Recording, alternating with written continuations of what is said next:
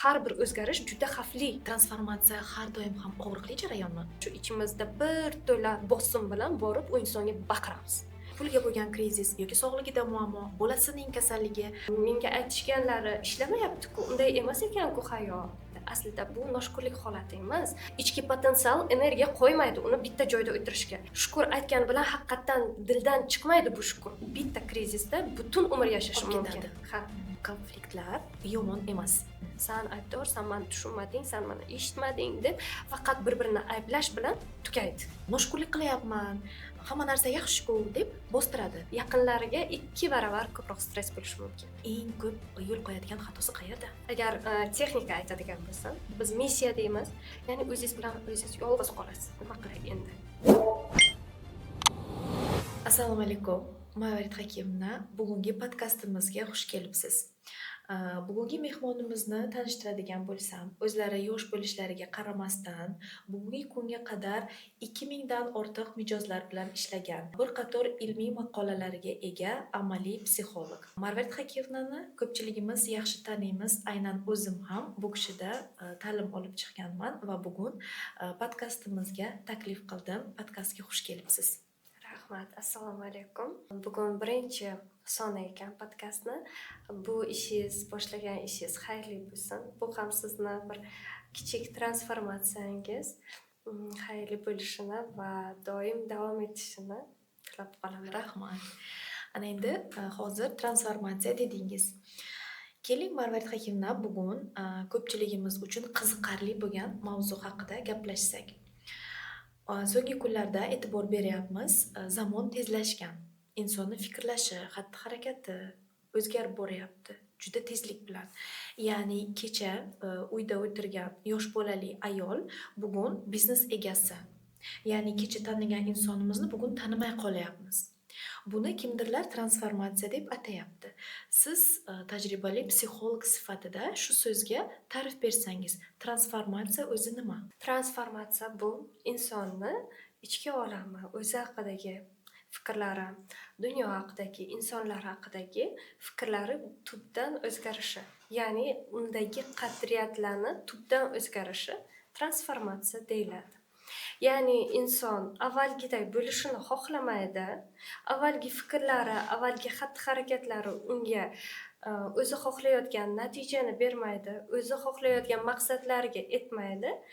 Lekin qanday qilishim mumkin, qanday boshqacha qilishim kerak degan savol boshlangandan keyin, mana shu savollarga javob izlashni boshlaganda transformatsiya boshlanadi insonda.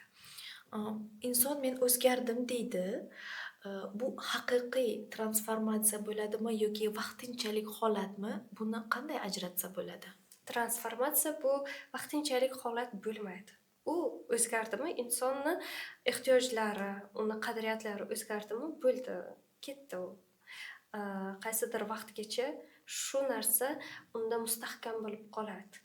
Vaqtinchalik bo'lishi shunchaki maska bo'lishi mumkin, o'zini aldayotgan bo'lishi mumkin, lekin insonda transformatsiya bo'lganda qadriyatlar, ehtiyojlar o'zgardimi, o'zi haqidagi, dunyo haqidagi fikrlari o'zgardimi, uni yana avvalga qaytib qolishi mumkin emas, boshqacha bo'ladi. Ya'ni o'zgardimi inson avvalgi tushunchasiga, avvalgi holatiday bo'lmaydi demak. Bo'lmaydi hech qachon. Hech qachon orqaga qaytmaydi. Tushunarli. Transformatsiya tashqi hayotda ish, munosabat, pul bilan boshlanadimi yoki ichkaridan boshlanadimi? Ya'ni qanaqadir bo'shliq his qiladimi? Transformatsiyani oddiy qilib aytadigan bo'lsak, har bir periodda, davrda inson bu transformatsiyaga ehtiyoj his qiladi. Qachon? Masalan, siz o'qiyotgandingiz, maktab davrida, kollej, keyin universitet davrlarida sizni qiziqishlaringiz, hayotga bo'lgan qiziqishlaringiz boshqacha edi, o'zingizga bo'lgan munosabatlar boshqacha edi. Keyin katta hayotga qadam qo'yishni boshladingiz, universitetga kirdingiz, oila qurdingiz. Siz ko'rasiz, yo'q, hammasi avvalgidek emas ekan, hammasi oilangizdagidek emas ekan. boshqacha insonlar bor ekan, boshqacha dunyoqarashlar bor ekan. Sizni ichki tushunchalaringiz tashqi realность bilan to'qnash kelganida mana shunda transformatsiya yuz beradi. Ya'ni bu ichkaridan boshlanadi. Ichki savollardan boshlanadi. Sizda tushunchalar o'zgarishni boshlaydi. Bu albatta o'zizga nima qilay, nima uchun bunday, nimaga shunday bo'lib qoldi savollardan boshlanadi. Albatta ichki bo'shliq bo'ladi. Avvalgi shuncha tushunganlarim, menga aytishganlari ishlamayapti-ku, unday emas ekan-ku hayot. Hayotda har doim yaxshi qiz bo'lish kerak emas ekan. Yaxshi qiz bo'lib o'tirsam, mani ustimdan kulishadi, mendan foydalanishadi, mani hamma joyda moslashtirishga harakat qilishadi, demak qayerdadir fikr bildirish kerak ekan deb mana shunaqa holatga, ya'ni ichki holatingiz, dunyoqarashingiz tashqi bo'layotgan vaziyatlarga umuman bir-biriga to'g'ri kelmaydigan holatga kelganda mana shu transformatsiya boshlanadi. O'zgarishni boshlaydi. Lekin ba'zida insonlar shu tashqi muhiti yaxshi bo'lganda munosabatlari, moliyaviy jihatlari, sog'lig'ida muammo bo'lmasa-da, ichida bo'shliq sezadi. Lekin buni noshukrlik qilyapman, hamma narsa yaxshi-ku deb bostiradi. Bunda transformatsiya ro'y bermaydi demak. Bu ko'p uzoq davom etadigan jarayonga aylanadi yoki umuman bo'lmasligi mumkin. Shunga qanday qaraysiz? Ichki bo'shliq paydo bo'ldimi? Masalan, ko'p ayollarimiz konsultatsiyaga kelishgan vaqtida imенно mana shunaqa holatda bo'lishadi. Ya'ni bolasi bor, turmush o'rtog'i bilan munosabatda yaxshi, hammasi yaxshi hayotida. Lekin hech narsa bilan shug'ullanmaydi. Hayotidan maqsad, ma'no yo'qligidan, ichki bo'shliq paydo bo'lgandan keladi. Nima qilay? Mana farzandlarim maktabga borishyapti. Ular o'zi bilan, ularning o'zini maqsadi bor. Turmush o'rtog'im ham ishga borib keladi. Hammasi yaxshi. Noshukrlik qilyapman-a deyishadi. Aslida bu noshukrlik holati emas. Siz kattaroq maqsadlar qo'yishingiz, hayotda ma'no, mazmunni izlashingiz va shunga intilishingiz kerak degani. Bizga Alloh qalbimizga bekordan xohishlarni singdirmaganda, ya'ni bizda xohishlar borki, istaklar borki, biz o'sha istaklar tomon harakat qilamiz, oldinga intilamiz. Shu istaklar, maqsadlar qolmaganida biz to'xtab qolamiz. Inson to'xtab qolganda mana shu depressiya, выгорание ketadi, har xil sindromlar bor hozir. Stress holatlari kelib chiqaveradi. Insonni har mana shu davrlarida, bosqichlarda hayotdan ma'no, mazmuni, maqsadi o'zgaradi. Mana shu maqsadlar o'zgaradigan periodda albatta siz yangicha dunyoqarashingiz kerak. Ya'ni yangi ilmlarni olishingiz kerak hayotga. O'zingizga nisbatan boshqacha dunyoqarash bilan oldinga intilishingiz kerak. Noshukrlik qilyapman deb o'tiradi, to'g'ri. Lekin shukr aytgan bilan haqiqatan dildan chiqmaydi bu shukr. Nima uchun? Chunki ichki potensial energiya qo'ymaydi uni bitta joyda o'tirishga. Avvallari men mana shuncha ishlarni qilardim, men bunaqa emasdim, men sho'x edim, men mingta ishni qilib tashlagan bo'lardim. Hozir hech narsa bilan shug'ullanmayman deb, mana shu ichki potensialni bostirganida o'zi ham stressga, depressiyaga tushib keladi. Krizis mana shundan, ya'ni nima qilishni bilmayotganidan. Demak, krizislar bizni transformatsiyaga olib boradi. Biz hozir yashirin jihatini gaplashdik. Ba'zilarga krizis aniq priznaklar bilan, aniq belgilar bilan keladi. Misol uchun, ajrashish, pulga bo'lgan krizis yoki sog'lig'ida muammo, bolasining kasalligi yoki tug'ruqdan keyingi holatlar, sizga keladigan mijozlarning aksariyati, siz statistika aynan o'zingizdan qiyos olib aytsangiz, qaysi holatdagi ayollar ko'proq murojaat qilishadi sizga? Har ikkalasi ham bor, faqat tashqi vaziyatlardan ichki holati konfliktga kelgan, ya'ni shu ajrimga kelgan, tug'ruqdan keyingi depressiyalar bor. Mana shu holatdan keyin kelishadi. Chunki hammasi yaxshi bo'lsa-da oilasida, lekin psixologga borsam, bu mani noshukrligimdan deb o'zlariga shu narsani noto'g'ri, bunday qilishim kerak emas deb bostirishga harakat qilishadi. Inkor qilishga harakat qilishadi. Lekin shu ichingizda baribir u potensial qo'ymaydi sizni tinch. Siz nimadir bilandir shug'ullanishingiz kerak, yangi ma'no maqsadlaringizni tuzishingiz kerak. Mana shu ishlarni qilmadingizmi, shu avvalgi holatda qolaverasiz.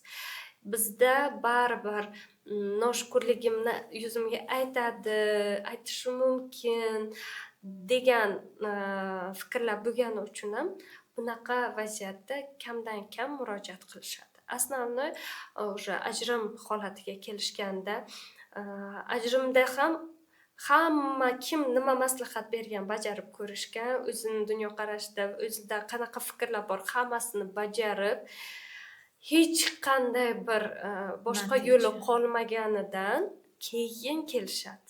Nima qilishadi? Ha. Transformatsiya har doim ham og'riqli jarayonmi? Yoki uni silliq o'tsa ham bo'ladimi o'zgarish jarayonida? Har doim og'riqli va silliq o'tkazsa ham bo'ladi. Har doim og'riqli nima uchun? Chunki siz muammolaringiz, savollaringiz bilan yolg'iz qolasiz. Insonni o'sish jarayoni, mustaqil, yetuk insonga aylanish jarayoni hisoblanadi. Siz o'zingizni savollaringiz bilan nima uchun yashayapman, nima qilay degan savollar bilan yolg'iz qolasiz. Bu savollaringizni kimgadir aytsam, qanday qabul qilarkan deb o'ylab ham boshqa birovga aytmaysiz. Arzimaydi kimgadir aytishga deb o'ylaysiz yoki mani muammoim shu kun davomida o'ylaydigan muammo bunga arzimasa, boshqalar bu narsani kamsitib qo'ysachi deb ham aytmaysiz. Ya'ni o'zingiz bilan o'zingiz yolg'iz qolasiz. Nima qilay endi? Qanday yechim qilay? Va bu albatta og'riqli. Ko'pchilik mana shu holatni inkor qilishga yoki jahl bilan, baqirish, konfliktlar bilan bostirishga harakat qiladi. Yoki shunchaki kutib o'tiradi. Qachon dunyoni o'zi, hayoti o'zgaradi yoki uni yaqinlari, vaziyatlar o'zgarishini kutib yashaydi. Kutuvlar esa bizga qayta va qayta o'sha siklni tashlayveradi, krizislarni. Toki o'zi inson anglab yetmaguncha. Shunday. Inson agar doimiy rivojlanadigan bo'lsa, ko'p ustida ishlaydigan bo'lsa, u tez-tez krizislarni yengib o'tishi mumkin. Bosqichdan bosqichga o'tib ketaveradi. Lekin shunday insonlar borki, bitta krizisda butun umr yashashi mumkin. Ha. Chunki yangicha boshqacha qilish mumkin emas degan narsa bor. Mana oldimga ham kelishganda ayollar aytishadi. O'zgaribsan-da deyishdi menga. Hayot o'zi o'zgarishdan iborat-ku. Biz har yomon o'zgarish. Ha, biz har kun o'zgaramiz. Ayniqsa hozir bizni zamonamizda o'zgarmaslikni o'zi noto'g'ri. Iloji yo'q. Iloji yo'q. Siz kundan kunga o'zgarasiz. Sizni yaqinlaringiz o'zgaryapti. O'zgaribsan-da deyishsa bu yomon emas. O'zgarmabsan-da desalar bu yomon. Eng qo'rqinchlisi shu. Agar siz hayotingizda shuncha o'zgarishlar bo'la turib, siz bir xil qotib turgan bo'lsangiz, mana shunisi eng yomoni. Transformatsiyani og'riqli dedigan, og'riqli nuqtasi aynan birinchisi o'zi bilan yolg'iz qolib ketishi va ikkinchisi atrofdagilari uni tushunmasligi.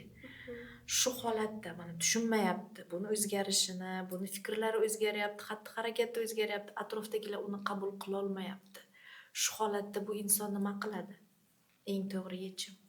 Birinchidan transformatsiyadagi inson, ya'ni hayotini butkul o'zgartirmoqchi bo'lgan inson sekin-sekin harakat qilishi kerak. Birdaniga o'zgarib qolishi bu o'ziga ham stress bo'lishi mumkin. Yaqinlariga 2 baravar ko'proq stress bo'lishi mumkin. Chunki bizni miyamiz uchun har bir o'zgarish stress. har bir o'zgarish juda xavfli hisoblanadi miyamiz uchun. Shu inson o'zgardimi, shu yaqinim o'zgaryaptimi, bugun kech qolib kelyaptimi, что-то не то. Ya'ni miya darrov yomon, negativ tomonini ko'radi. Xavfli tomonini ko'rishni boshlaydi. O'sha uchun ham o'zgarmoqchi bo'lsangiz yoki sekin o'zgarishingiz kerak. Lekin bir narsaga tayyor bo'lish kerak. O'zgarayotgan, doim ustida ishlaydigan, rivojlanadigan insonni tanishlari tez-tez o'zgarib turadi. Ya'ni u bosqich, u ongdagi krugi boshqalar bo'ladi. Fikri o'zgardiki, unga mutanosib ravishda boshqa krug paydo bo'ladi. Albatta. Yoki hamma siz bilan birga rivojlanishga to'g'ri keladi, yoki siz qoldirib yaqinlaringizni dal shu harakat qilishingizga to'g'ri keladi. Lekin buni boshqa tomoni ham bor. Bu yaqinlar oila a'zolarimiz bo'lsa-chi. Shunday. Demak, ularga ham ta'sir qila olishni, ularni ham o'sha rivojlanishga undashga harakat qilish kerak bo'ladi. Sizda aynan o'qigan jarayonimda eng katta men olgan insightim shu bo'lganki, konfliktlar yomon emas. Yoshligimdan konflikt yomon deb o'rgatilgan. 1 kunlik urush 40 kunlik xayr barakani uchiradi, sabrdagi sariq oltin deb bostirib kelingan. Lekin ilmiy jihatdan har bitta to'g'ri qilingan konflikt, ayblovlarsiz bu munosabatlarni yangi bosqichga olib chiqadi dedingiz. Lekin ko'pchiligimiz to'g'ri konflikt qilishni bilmaymiz. Biz uchun konflikt nima? Sen aybdorsan, sen o'zgarishing kerak. Unisi aytadiki, yo'q, sen aybdorsan. Shunda to'g'ri konflikt orqali har qanday munosabatlarni saqlab qolsa bo'ladimi?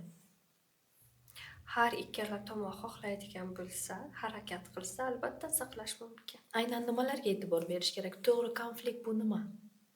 To'g'ri konflikt, qarang, birinchi navbatda ayblamaslik. O'zini ham, shu boshqa insonni ham, partnyorni ham ayblamaslik. Aybdorni izlashni o'zi noto'g'ri. Har doim shu vaziyatga nimalar sabab bo'ldi va bu vaziyatdan qanday chiqib ketishimiz mumkin, qanday yechim qilishimiz mumkin deb o'ylash kerak. Biz konfliktlardan juda ham qo'rqamiz. Nima uchun? Chunki uni oxiri faqat negativni tugallanadi.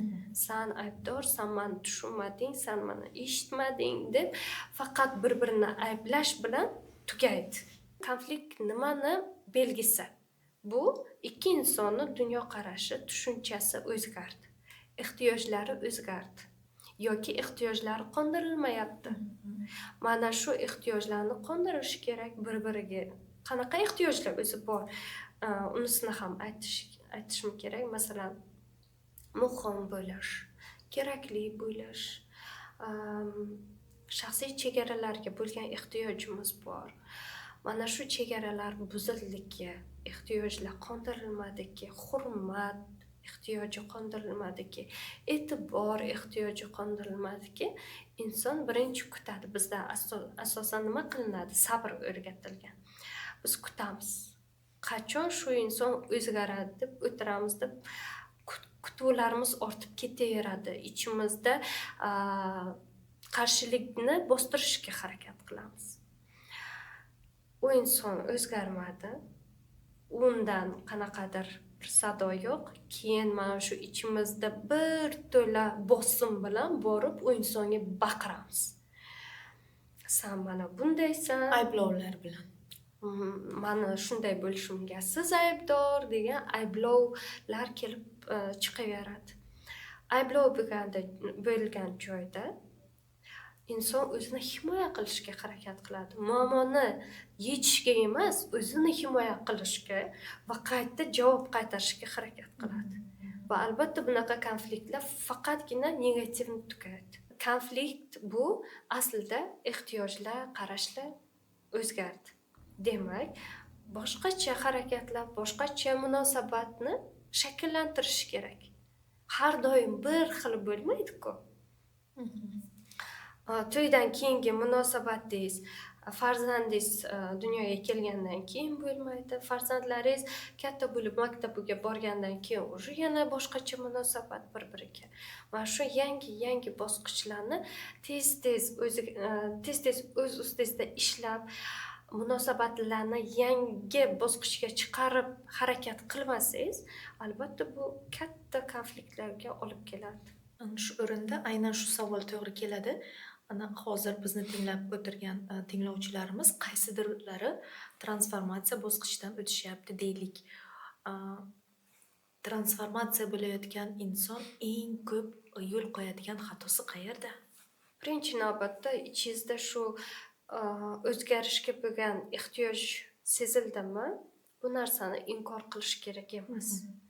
Ya'ni avvalgi fikrlaringiz, avvalgi dunyoqarashingiz, harakatlaringiz, odatlaringiz sizni xohlayotgan ezgu maqsadlaringizga erishishga qo'ymayaptimi, olib bormayaptimi? Buni inkor qilib, yo'q, men noshukurlik qilyapman deb o'tirish emas.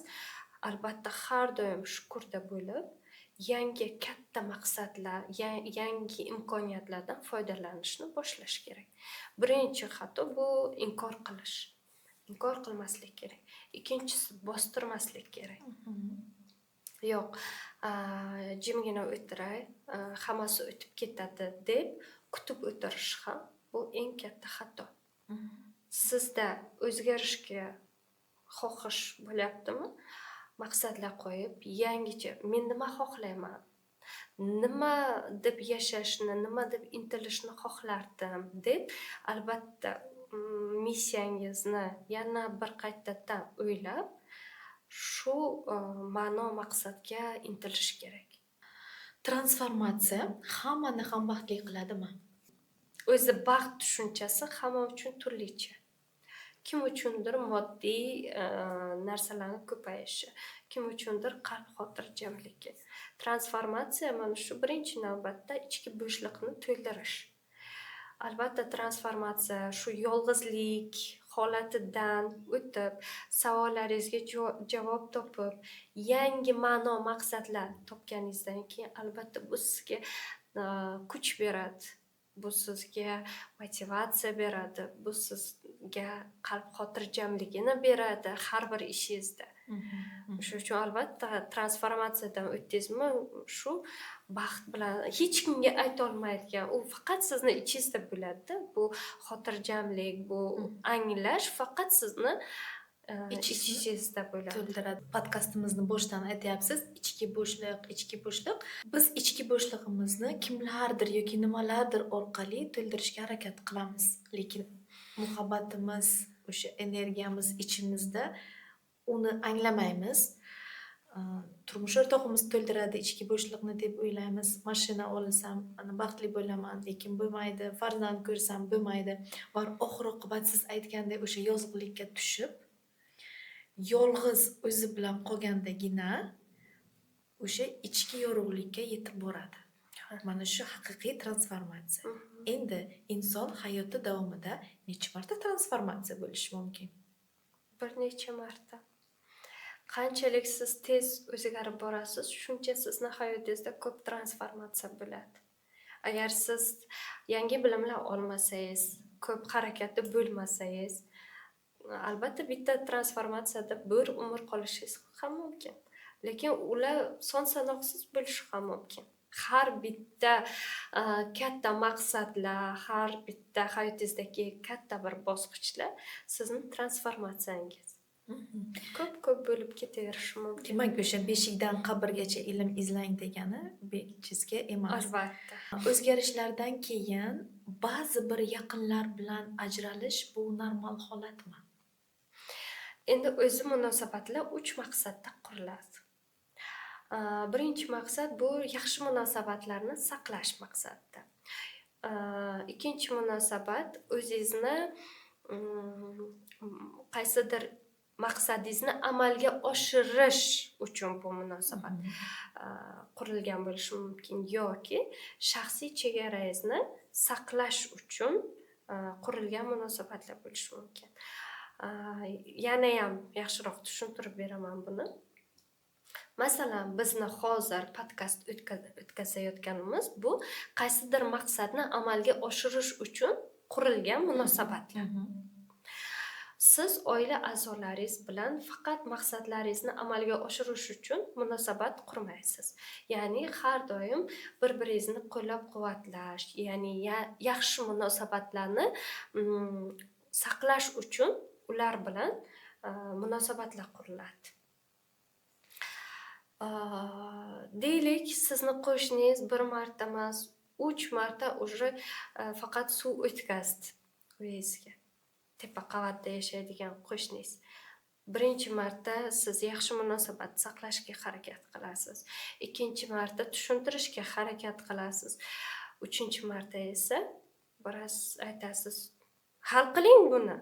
Nima 3-marta уже meni uyimga suv o'tkazyapsiz deb. Ya'ni siz o'zingizni shaxsiy chegarangizni qo'yishga harakat qilasiz.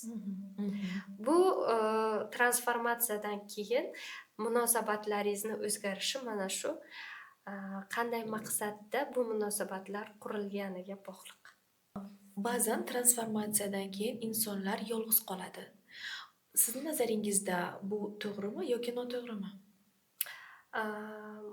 Qisqa muddatda inson yolg'iz qoladi. Toki o'zini dunyoqarashga mos insonlarni topguncha. Lekin inson baribir uzoq vaqt davomida yolg'iz qola olmaydi. Biz boshqa insonlarsiz yolg'iz yashay olmaymiz. Baribir boshqa insonlarning yordamiga, muloqotiga juda ham muhtojmiz. Qachonlardir shu krizis sabab insonni sindirgan o'sha jihat aynan uni kuchli qila oladimi? Albatta. Har bir sizni hayotingizda bo'lgan sinovlar, og'ir, qiyin vaziyatlar bu sizni yanada kuchli bo'lishingizga, yanada oldinga harakat qilishingizga sabab bo'lgan nuqtalar hisoblanadi. Aynan bizaga muammo bo'lib kelgan, katta krizis bo'lib kelgan hayotiy voqealarimiz aynan bizni o'stirish uchun kelganligini biz keyin anglaymiz. O'sha daqiqada anglay olmaymiz. Shu holatda o'zingizni shaxsiy keysingiz bormi? Albatta, bunaqa keyslar juda ham ko'p. Bittasini ayting. Bittasini aytadigan bo'lsam, oxirgilardan seminar qilayotgan vaqtimizda birinchi marta o'zim shaxsiy katta seminarni boshlaganimda juda ham qo'rqqanman. Biletlarni sotib olishmagan. Nima qilaman endi? Arenda, katta pulda arenda qilingan joy, biletlar tayyorlangan, katta rasxod qilingan. Xo'p, nima qilamiz? Hech kim sotib olmayapti. Keyin birinchi mana shu qiyin vaziyatlardagi birinchi qadam har doim o'sha vaziyat bilan rozi bo'lish. Nima qilish mumkin shu vaziyatda? Emotsiyalarga berilmaymiz. Nima qilsak bo'ladi? Dalish harakat, davay. Reklama qilamiz, o'qilamiz, tushuntiramiz shu seminarning qadr-qimmatini. Dalish harakat, emotsiyani chetga surib qo'yamiz, faqat logikani ishlatamiz bunaqa vaziyatda. Mana shunda hammasi o'zim kutgandan-da zo'r bo'lib ketgan. Emotsiyani chetga suramiz degani bu qo'rquvlarni. Nima bo'ladi, qanday bo'ladi, bo'lmasa-chi degan savollarni chetga suramizda, men nima qilsam hozir men uchun foydali bo'ladi, meni holatimga yordam beradi degan savolni qo'yib, doim harakatda bo'lish kerak. Bo'ldi, nima uchun, nima qilay, bo'ladimi, yo'qmi, folbinlik qilish kerak emas, oldindan nimanda. Nima qilsam hozir zo'r bo'ladi. Bo'ldi, mana shu narsa yordam beradi. Oxiri yaxshi bo'ldimi? Kutganimdan-da a'lo bo'ldi.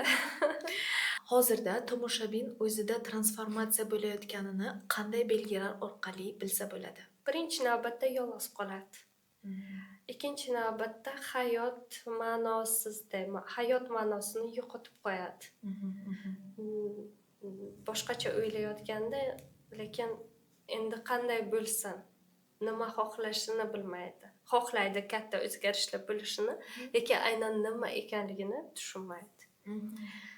Xo'p, Mana o'sha shu insonga nisbatan hozir ko'rib turgan bo'lsam, bitta qadam qo'yish kerak bo'lsa, shu inson o'sha qadam nima bo'lishini aytasiz? Agar texnika aytadigan bo'lsam, bunda inson har o'zi tez-tez bu narsani o'ylab o'tirsa yaxshiroq. Ya'ni 80 ga kirdim, 70 ga kirdim. Bu dunyoni tark etadigan vaqtga yetib keldim. Nimalarim bo'lishini xohlardim. Mani yonimda, hayotimda yoki men qanday inson bo'lib shu dunyoni tark etishni xohlardim degan savolni yozib, shu savolga katta javob yozish kerak. Varaqqa nimalar bor, hayotida kimlar bor, u qanday inson, nimalarga erishdi, bu insonga eng katta yordam beradigan, mana shu yo'lini, kompasini ko'rsatib beradigan texnika. Mana shu savoldan boshlanadi. Men kim bo'lib bu dunyodan o'tishni xohlardim? Katta maqsad qo'yilgandan keyin kichik harakatlar bilan shu maqsadga qarab boriladi. Mana bu oldindan maqsadingiz bo'lmasa, siz nima uchun, qanday inson bo'lib bu dunyodan o'tmoqchisiz, mana shu obraz, tasavvur bo'lmasa, ya'ni biz missiya deymiz, mana shu narsa bo'lmasa, biz bitta joyda qotib turishimiz mumkin, orqaga borishimiz mumkin, bitta joyda aylanib turishimiz mumkin. O'zligimizni topishimiz qiyin bo'ladi. Inson yolg'iz qoldimi, o'ziga shu savolni berishi kerak. Men bu dunyodan qanday inson bo'lib o'tishni xohlardim? Juda ham ajoyib. Bugungi suhbatimiz uchun sizga kattakon rahmat, Mavrid Hakimna. Aynan shu videoni tagida kim bugungi podkastimizga eng yaxshi fikr qoldirsa, Mavrid Hakimnadan shaxsiy sovg'alarini qo'lga kiritishadi. Albatta, fikrlaringizni kutib qolamiz. Rahmat. Rahmat sizga.